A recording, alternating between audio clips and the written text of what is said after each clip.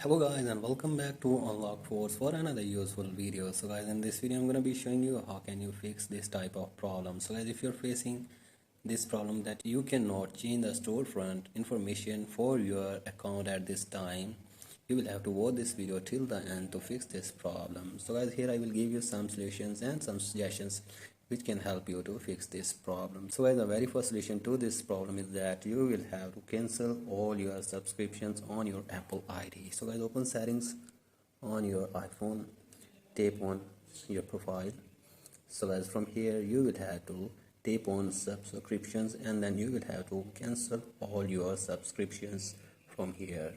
So guys, after this, the second solution to this problem is that you will have to check all the history of your payments. So guys, you will have to check your history of payments and then you will have to make it sure that there are no payable payments on your Apple ID. So guys, open your profile again and then from here you will have to tap on media and purchases, and from here you will have to check your all the payment histories and then you will have to pay all your payable payments to fix your problem.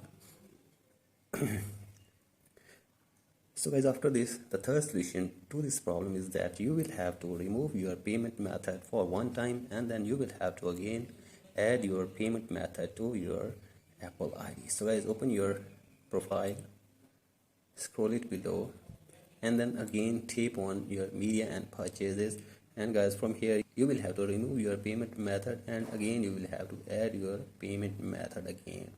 So guys, after this, the other solution for this problem is that you will have to sign out your Apple ID for one time on your device and then you will have to again sign in on your Apple ID to fix this problem. So guys, open your profile again, scroll it below and then sign out and then again sign in your device.